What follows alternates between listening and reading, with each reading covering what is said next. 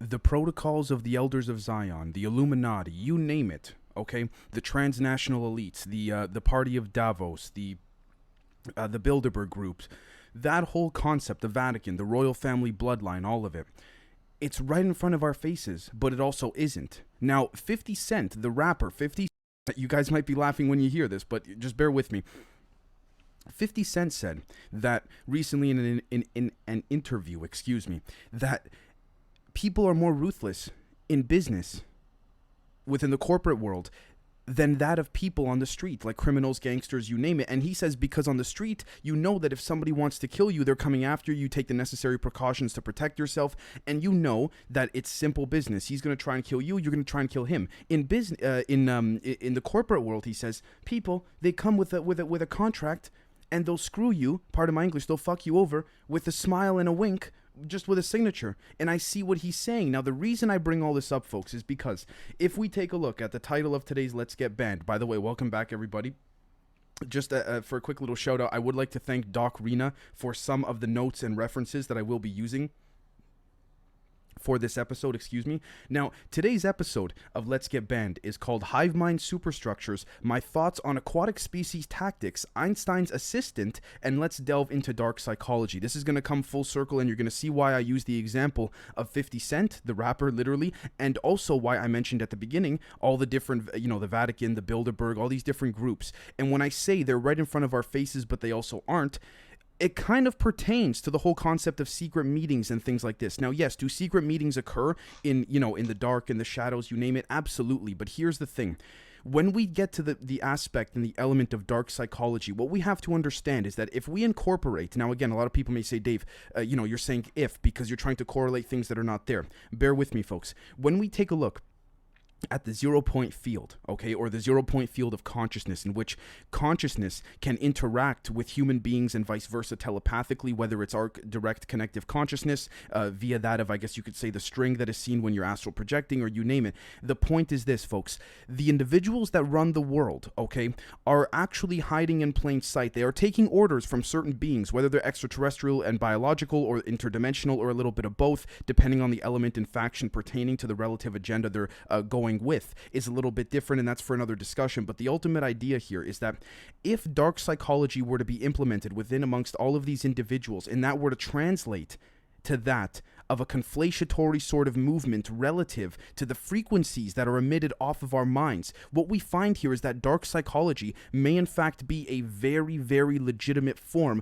of how interdimensional vibrations are suppressing us as everyday people, in addition to certain mechanisms and machines that are actually helping to create sort of, I guess you could call a mind grid trap, if you want to call it. Thank you so much for the individual that sort of helped me figure that out. You know who you are. With that being said, let's take a look at this right over here. This is from Edward Leete-Skalnin, Magnetic Current by Ed Leete-Skalnin, Rockgate, 1945. Now, for those who don't know, Edward Leete-Skalnin was a Russian Empire emigrant to the United States and self-taught engineer who single-handedly built the Coral Castle in Florida, added to the National Register of Historic Places in 1984, and many other things. He was also known for developing theories of magnetism. End quote. Not to say that Mr. Leete-Skalnin has the answer. That's not the point of this episode. And as many of you know, that's not the point of this show. But ultimately, why is it that these individuals, again, they're entrusted to build so many forms of engineering and infrastructure apparatuses pertaining to the civil contribution of society? Meanwhile, when they start speaking and proposing things like magnetism and esoteric wonders that tend to merge with that of conflatiatory science and pseudoscience, all of a sudden he's considered to be, it's all bullshit, right? So anyways, let's take a look here. This is 1945, folks.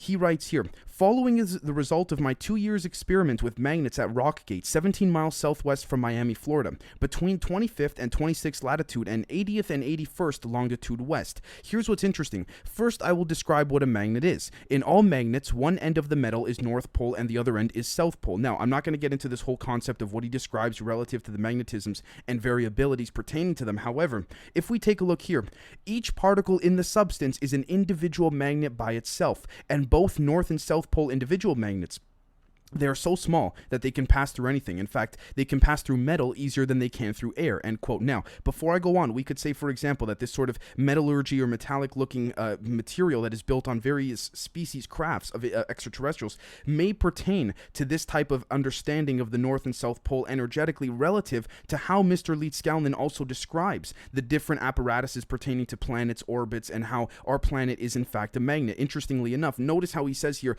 in his proposal, not saying this is fact, but let's take a look here. He says that they can pass through metal easier than through air.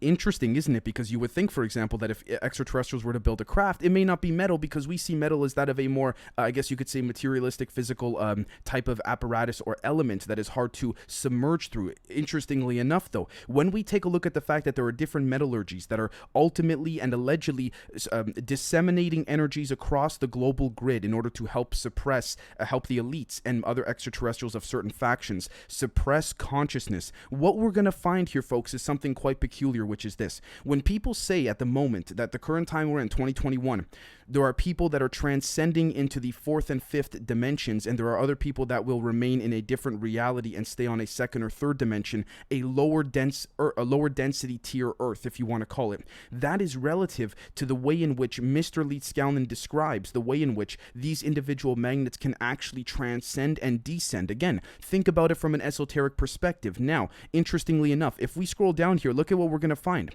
The North and South Pole magnets, they are cosmic force. They hold together this Earth and everything on it. Now, look at this right here. In permanent magnets, they are circulating in the metal in great numbers, and they circulate in the following way. Each kind of the magnets are coming out of their own end of the pole and are running around, and are running in the other end of the pole and back to its own end, and then over and over again. All the individual magnets do not run around. Some run away and never come back, but new ones take their place. And quote, the reason I bring that up is because does this not seem like a very visualistic representation of the way in which, I guess you could say, a hollow earth or a Gartha could be entered, which would explain why there is an energetic cycle within that, irrespective of the surface level of our Earth and planet, if we were to presume this to be Earth for a second as one magnet, right? Interestingly enough, too, there are certain, I guess you could say, gaps or sort of leaks within the mind control grid on the surface level that seem to disseminate some form of energy, whether extraterrestrial influence is there or not, Skinwalker Ranch being one of them. Now, again, take a look at this here, too. We can apply this on a much larger scale. Now you get the equipment, and I will tell you, so you can see for yourself that it is in the way I have told. Now, you see here, get a permanent magnet bar and things like this. He is very, very good, Mr. Leet Scanlon, at trying to dumb down to in layman's terms, quite frankly, folks, to understanding magnetism. And again, it's interesting that these visualizations are not just respective, but directly correlated to that of the Hermetic principles, as above, so below. Now, you might be saying, okay, Dave, what did the example of, 50 Cent and all that stuff have to do with the examples you've given? Well, folks, let's take a look at this right here. This is ResearchGate.net, Quantum Civilization, Anti-Gravitational Waves, the Universe, and Structure of the Human Unconscious Mind. Evidence from studies on schizophrenia and autism. This is quite interesting because there are a lot of people who suffer from bipolar disorder, schizophrenia, autism, and when they go on medication that doctors prescribe them, I'm not a doctor, this is not medical advice, I'm not saying what's good or bad for you as an individual, I'm just saying that it seems like certain individuals' talents are suppressed when they go on this on their medication, right? With that being said, take a look at this right here. The cerebellum is the site of the unconscious brain. Cerebellum is concerned with automatic acts. Robotic behavior as seen in autism is localized to cerebellum. It is concerned with extrasensory perception, magical acts, poltergeist phenomena, and spiritual acts. The cerebellum can be described as part of the collective unconscious.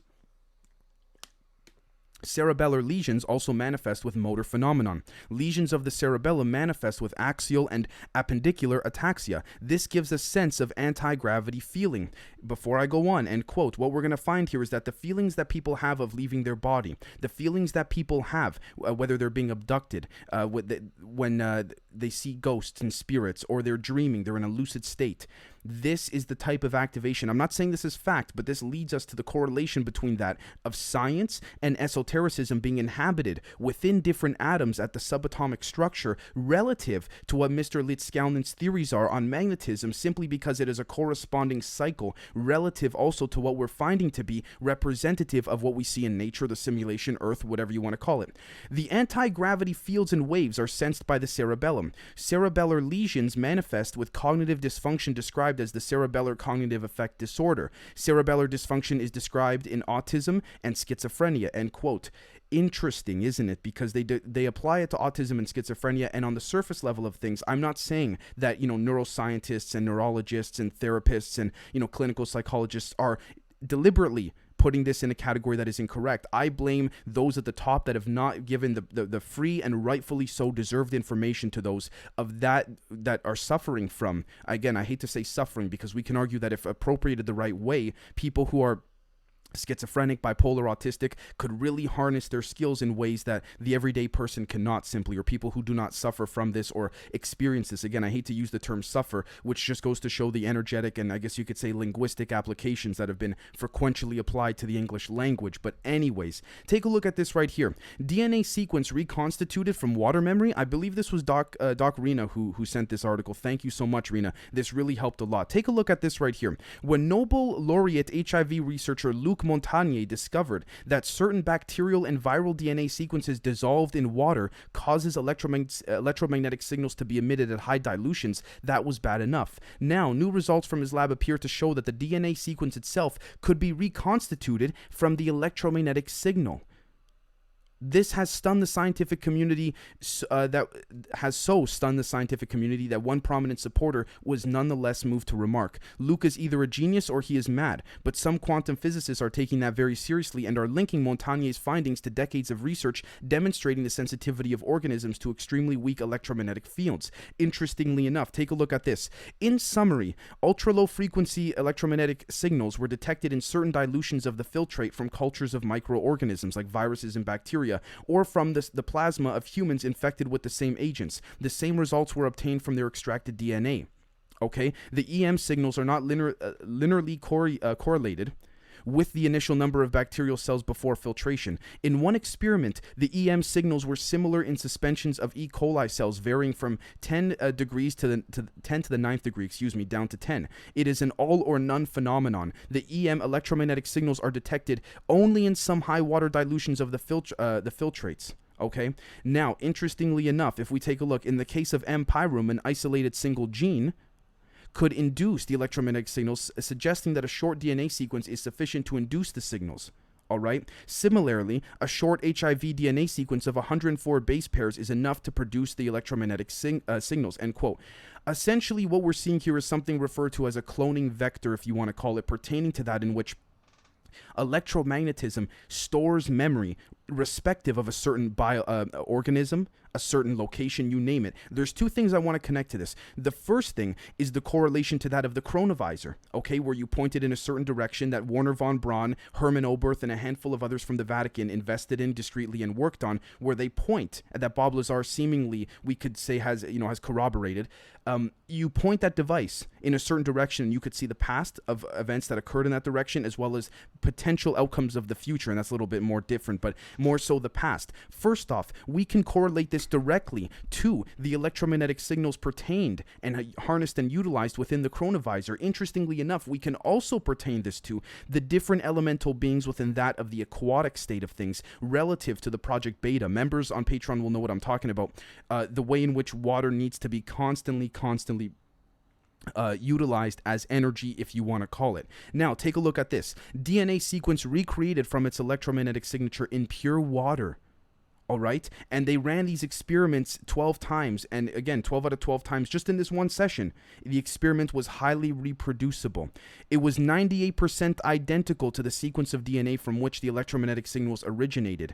Only 2 out of 104 base pairs were different. Now take a look at this. Bringing bacterium back to life from its DNA signals. You see the slow form of drop feeding. And this was all the way back in 2011, folks. Keep this in mind, all right? You see the small forms of drop feeding and dissemination relative to the amounts of electromagnetic frequencies used in a very low vibrational state. And that is not to say that low vibration equals bad. And again, it's not for me to say that high vibration equals good either. But take a look at this right here. Files.catbox.mo. Think twice how the gut's second brain influences mood and well-being. The emerging and surprising view of how the enteric nervous system in our bellies goes far beyond just processing the food we eat. And again, we're going to find here the direct and intrinsic connections from an esoteric aspect and also from, again, a not just pseudoscientific but proven scientific aspect connecting to relative of that of the nervous system of the human body.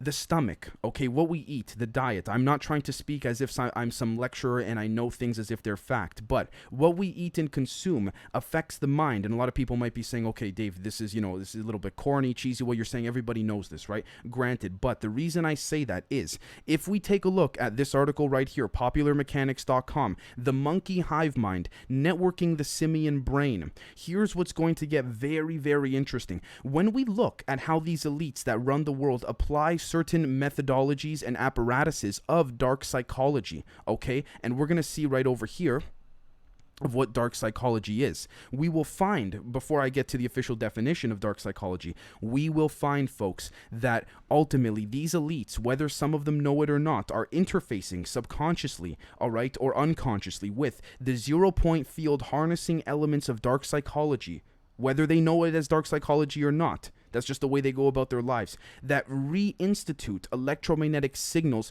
relative to the certain areas and locations of where certain instances have taken place. Look at some of the biggest murders around the world. Gaddafi, Saddam Hussein. Take a look at some of the interesting locations in which they were murdered, particularly relative to the energetic frequencies being emitted by this mind control grid. It's quite interesting, but let's take a look at dark psychology, and then we'll tie that back to the monkey hive mind aspect. Dark psychology, and I quote from iPredator.co, is both a human consciousness construct and study of the human condition as it relates to the psychological nature of people to prey upon others motivated by psychopathic, deviant, or psychopathological criminal drives that lack purpose and general assumptions of instinctual drives, evolutionary biology, and social sciences theory.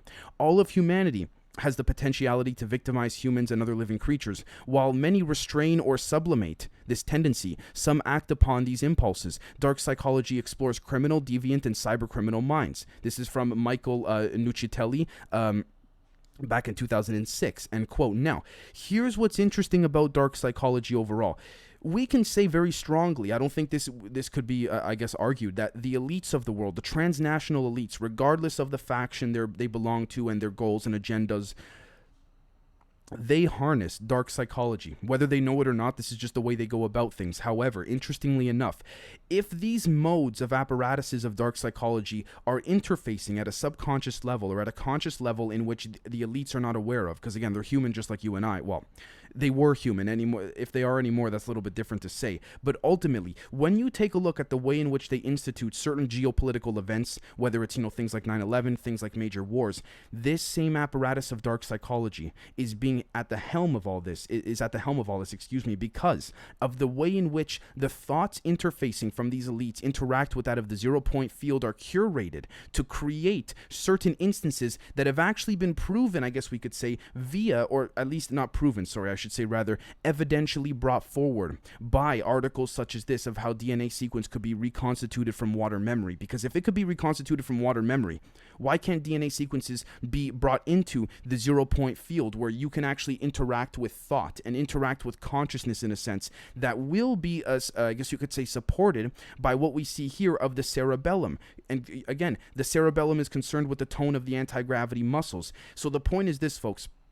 The elites can absolutely do whatever they want. Relative to if it's good or bad is not for us to judge or say. Again, I'm not trying to say that we should just sit back and not do anything. I'm speaking just in the context of the way in which the world runs. What has happened now is that the elites have created an ultimately dissident and I guess you could say disconnect between the energetic apparatuses of the beings they're serving. Whether these beings are biological or interdimensional is a little bit hard to say. But they use dark psychology that then manifests at a higher level in a different, I don't want to say realm, but different frequency that we cannot see, view, feel. I mean, some of us can feel it, but again, we are being still so suppressed by both natural and unnatural apparatuses that are keeping us enclosed. But it applies to the same example I gave about how 50 Cent says, at least on the street, somebody's going to shoot you. Nowadays in business, in the corporate world, they screw you over. They'll ruin your whole life with the sign of a paper, right? And they'll smile while they do it. He said, I don't know which one is worse.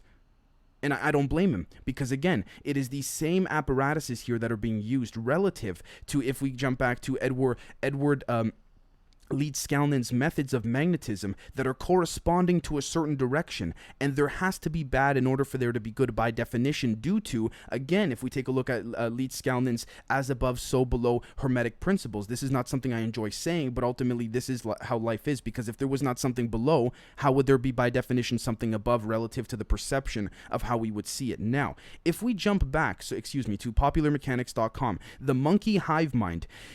If we take a look, in a somewhat creepy step forward for science, a team of researchers led by Miguel Nicolelis at Duke announced they've managed to network animals' brains together, allowing the animals to perform tasks better together than they could individually, and creating what the team calls brain nets. Nicolelis, perhaps best known for the brain-controlled exoskeleton that allowed a paraplegic to kick off the 2014 World Cup, has also done pioneering research in wiring monkeys' minds to allow them to control a robotic arm purely with their thoughts. You're going to see how I come full circle with this, folks. In one experiment demonstrating these brain nets, 2 or 3 monkeys were wired into the same robotic arm and then asked to perform certain tasks. Completing the task got the monkeys rewarded with juice. The experiment found that when multiple monkeys were wired together, they were more successful than a monkey performing the task individually. Their thoughts didn't compete against each other, they seemed to enhance one another.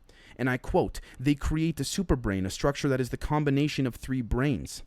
All right. Interestingly enough, in an even more unnerving experiment, 4 rats had their brains directly networked through direct brain-to-brain interfaces that could provide the core of a new type of computing device, an organic computer. Before I go on, hint, hint, nudge, nudge. Doesn't that remind you of some of the members will know particularly, but some of the different aliens, the orange species as referred to in the Project Beta document, you know, the different certain variations of grays, you name it. Now, before I go on, what we're going to find here is that this same type of method and apparatus is exactly what the transnational elites do not want us to come to these conclusions to. But again, to others, again, as many of you folks know, we are the crazy ones making connections with, you know, DNA sequences from water, jumping all the way over to, you know, for example, I guess you could say, Edward Leeds-Skalnin's magnetism theories and all of that, right? Jumping over to sort of a hive mind connectivity. The concept is there. It's one in the same. Now, take a look at this right here. After a series of training sessions, the researchers discovered that the 4 networked rats could perform certain tasks like pattern recognition or predicting the weather as well or better than individual rats. Okay?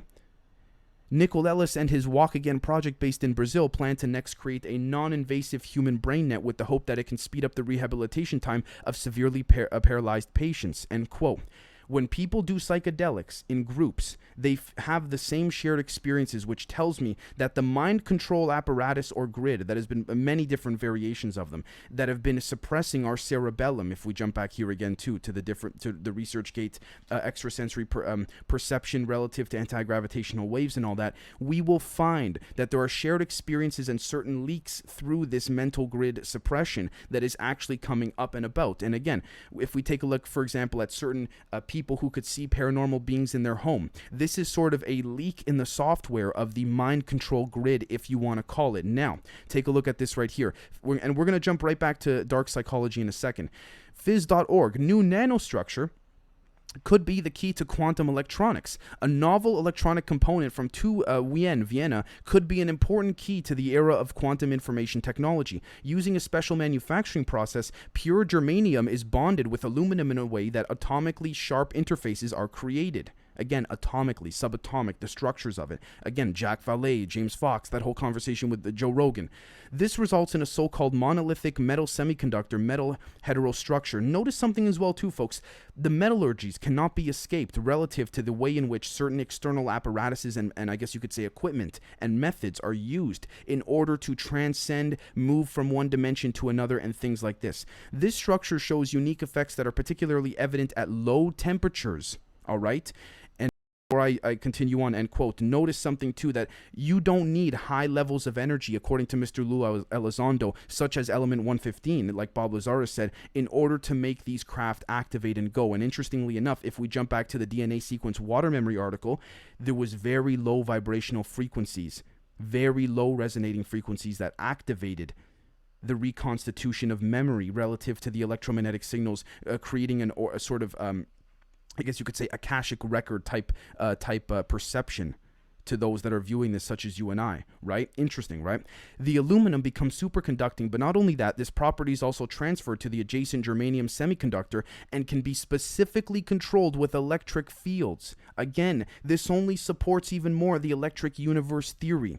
Now, the reason I bring all this up is because if we take a look at the elements pertaining to dark psychology, it's not so much that the science changes, okay, or the esotericism changes. It's what you do when you have control of it, and that is what the transnational elite do not want us to find out. But that's why, going back to the previous Let's Get Banned episode about Colonel Philip Corso's example saying, imagine you have a shack, and then someone finds that shack, you have to give up some secrets to hide the rest in another shack and put out some disinformation. That whole thing, this article's that. This article is seeping a bit of the truth in order to hide more of it. You see what I'm saying? But here's the thing, though. We're catching on as people, as people start to, I guess you could say, curate and formulate their own concepts of perception. Now, one thing I want to say before we go on and jump more into dark psychology, I'm not trying to trash Bob Lazar with element 115. I'm only trying to show that there is indicative and substantive evidence to suggest that multiple propulsion systems may be able to work, which is why both Bob Lazar and Lou Elizondo may in fact be correct when they speak about the different propulsion systems and apparatuses that could in fact be used. Now, take a look at this right here. MedicalExpress.com, teaching ancient brains new tricks. New research shows how modern physicists think. In a recently published paper in NPJ Science of Learning, researchers at Carnegie Mellon University have found a way to decode the brain activity associated with individual abstract scientific concepts pertaining to matter and energy, such as fermion or dark matter. Okay, Robert Mason, Senior Research Associate, Reinhard Schumacher, Professor of Physics, and Marcel Just, the D.O. Heb University Professor of Psychology at CMU, investigated the thought processes of their fellow CMU physics faculty concerning advanced physics concepts by recording their brain activity using functional magnetic resonance imaging. All right? The study examined whether the activation patterns evoked by the different physics concepts could be grouped in terms of concept properties. One of the most novel findings was that the physicists' brains organized the concepts into those with measurable versus immeasurable size. Before I go on, again, Hermetic principles, measurable versus immeasurable, as above, so below. It's not so much when you have the energy and apparatus and the knowledge and control, it's what you do with it. And that's not necessarily for the universe to decide, but relative to the overall organization of the mathematical, binary, simulative, I guess you could say, composition of this universe, we could argue if karma is a thing or not, right? Now, take a look at this. Of course, some parts of the brain organization of the physics professors resemble the organization in physics students' brains, such as concepts that had a periodic nature. Light, radio waves, and gamma rays have a periodic nature, but concepts like buoyancy and the multiverse do not. Okay? But how can this interpretation of the brain activation findings be assessed? My opinion, folks, before I go on and quote there very quickly, it's because of an artificial apparatus that is suppressing us, an energetic grid, if you want to call it, either coming out of Antarctica, Australia, or somewhere along those lines, in my humble opinion. I could be wrong, but that's just me. I know you folks like to hear my opinion. So the study team found a way to generate predictions of the activation patterns of each of the concepts. Again, going back to the articles of the DNA sequence from water and the chronovisor. Electromagnetic fields can remember things. Again, they have found ways to generate predictions of the activation patterns. I wonder how. But how can the activation evoked by dark matter be predicted? The team recruited an independent group of physics faculty to rate each concept on each of the hypothesized organizing dimensions on a 1 to 7 scale. Interestingly enough, look at the number 7. We have, the 7 different alleged main dimensions and the subdimensions within that. Not saying that I am correct about there only being 7 dimensions. It all depends on the different numbers used relative to that. But we also take a look at the number 7 being used quite often in major religions, right? Such as in the Muslim faith and the Catholic faith, the 7 chakras of the body, things like this. So we see the correlations of that subscribing to an electromagnetic universe. Now, what happens if we apply dark psychology to all of this? If we take a look at the different, I guess you could say, forms, arsonist, necrophilia, serial killer, we can jump and, delve into the psychology and apparatuses of things. But ultimately, here's what I find to be most peculiar, right? Dark psychology in social settings, according to thepowermoves.com, consists of strategies and techniques to manipulate people to do what's good for the dark psychologist, but harmful for the victims. Again, Robert Greene, author of the 48 Laws of Power, says that persuasion is manipulation. I disagree, according to this author. I think that not only we can differentiate between the psychology of persuasion persuasion and the psychology of manipulation, but that we must differentiate between the two. Persuasion does not harm people, while manipulation does. Now, the overall manipulative dark psychology techniques are, again, guilt trip power moves, feminist manipulation, social scalper, manipulative negotiation techniques, right? Dark psychology in dating, right? Men gain from having sex, women lose. Men gain from sex without commitment, women lose, right? Women gain when men in their lives dote on them, men lose. Women gain from lots of investment before sex, men lose. Now, that's quite a little bit, I guess you could say psychological if you want to call it, but there's then also the male dark psychologist, the chameleon manipulation, the sort of seeks sex on the side type of thing, strings her along without a relationship. All of these apparatuses, okay, tend to be that in which we can find dark psychology being used relative to what we call, the boop bop today with coercion, all right? The different forms of fake justification, when it was, WMDs, weapons of mass destruction in Iraq, Dick Cheney talking about how they had weapons there and enhanced interrogation. These are all forms of dark psychology relative to the form and control of the way in which this, what we call here, according to drjasonjones.com, dark psychology triad could actually be manifested. And that is what is happening now. However, we then have, if you ask me, a counter to dark psychology, which are individuals like you and I that are waking up to this and realizing, wait a second, these are the same type of moves that, my ex-boyfriend, my ex-girlfriend, you name it, used on me, except now the elites are doing it to us, whether it's with banking, whether it's with just morale overall, whether it's with entertainment. Again, you can't go watch a movie now without it being politicized, without it having some type of subconscious effect. And that is dark psychology subconsciously pushing you to interact with the 0 point field. And when you interface with consciousness, okay, and you interface with thought in the 0 point field, which is, again, 0 point energy and that whole aspect there. Or we can argue, as they say, when you pray to God if you're a Catholic, or you pray to Allah if you're a Muslim, things like this, right? We can argue very strongly that is the same type of energy, whether it's, Buddhists or Tibetans, things like this. That is the same type of energy regardless. And this is not saying that this is fact, but what we find here is the consistency between all of these different apparatuses that then seep into a manifestation of that, of what is now being seen with different extraterrestrial factions fighting behind the scenes, which then takes us right over here to Einstein's assistant. Now, if we take a look at, and I know on UFO, hashtag UFO Twitter, on Reddit, this has been a big thing for the past couple of weeks. I know this was covered, I believe, in a previous public episode in the last 7 to 10 days of ours, but thesun.co.uk. Einstein studied Roswell crash UFO and corpses of 5 aliens, claims assistant who details exactly what they look like. Uri Geller, the famed, Israeli who could also bend things with his mind, has been tweeting quite significantly as well from his personal Twitter account that, he bent Warner von Braun's wedding ring with his mind, and there's pictures to prove it and things like this. Interesting that it's all coming out now. Uri Geller is also saying that on his end, he says he can confirm Einstein's assistant can confirm this because she was with Einstein when all of this happened. Now, the reason I bring Einstein up is not to debate whether or not he had clearance to be able to reverse engineer this craft or try to work on different things. But the point I'm trying to make here, folks, is this. Einstein wrote letters, according to Dr. Shirley Wright, who was his assistant, who accompanied him on the top secret trip to the desert in New Mexico back in the 40s.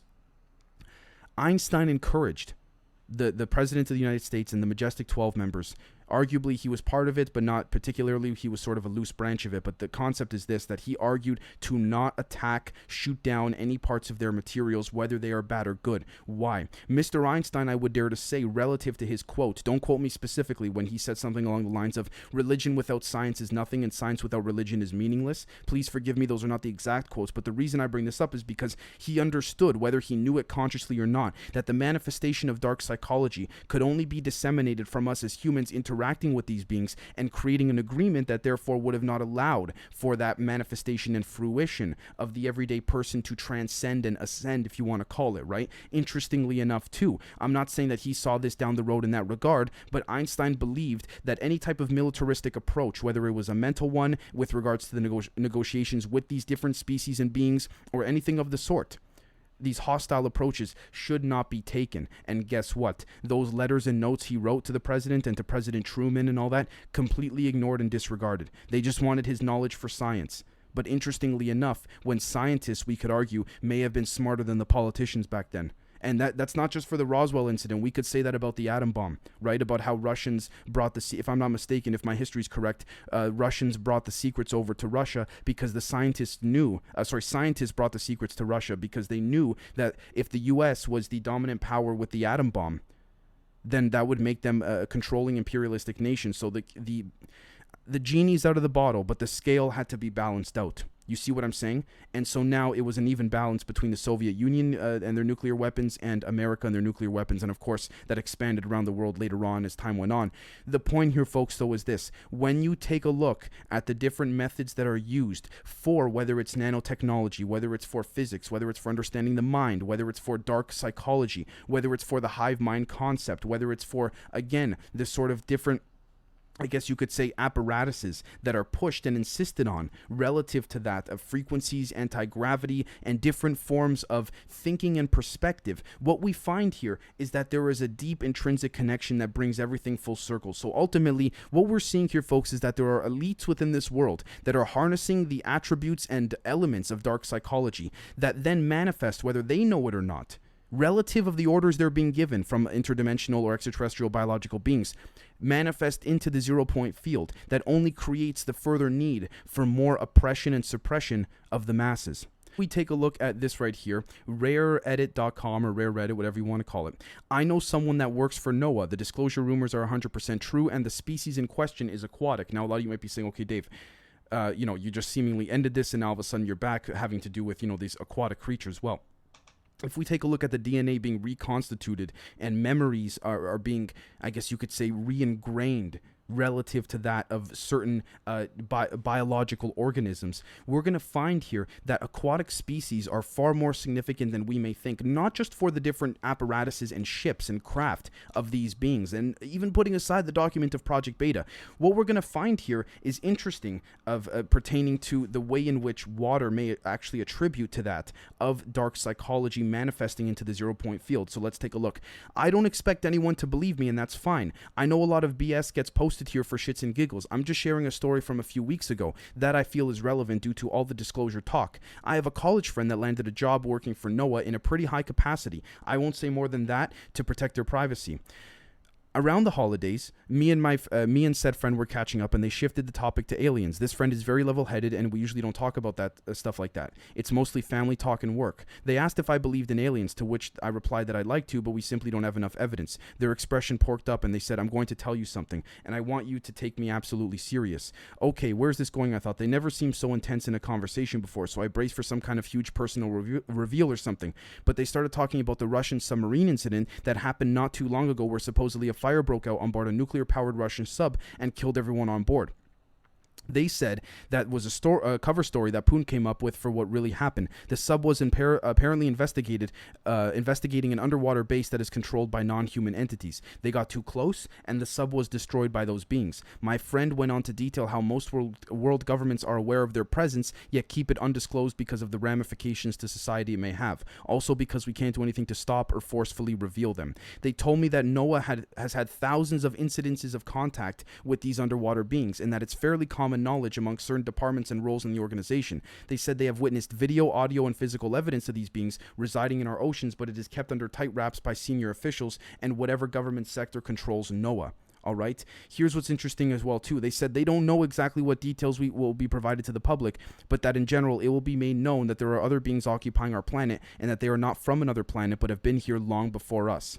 All right. Apparently, their technology is advanced beyond anything we could come up with to withstand or negate the insurmountable pressure at extreme ocean depths. They're able to freely exit the water in their craft without displacing or disturbing it physically. They've been captured innumerable times on sonar, traveling at speeds underwater that are impossible as far as human technology or marine biology is concerned. Okay.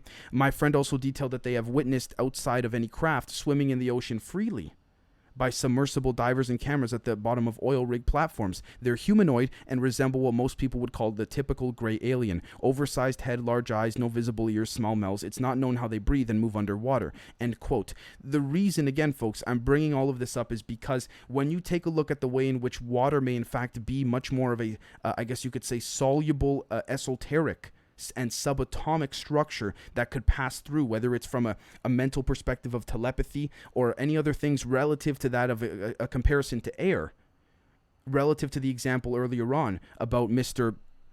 Please forgive me, Edward Leeds Scalnan's paper or dissertation, if you will, or proposal about magnets, how they can actually travel through metals much easier than that of, again, air.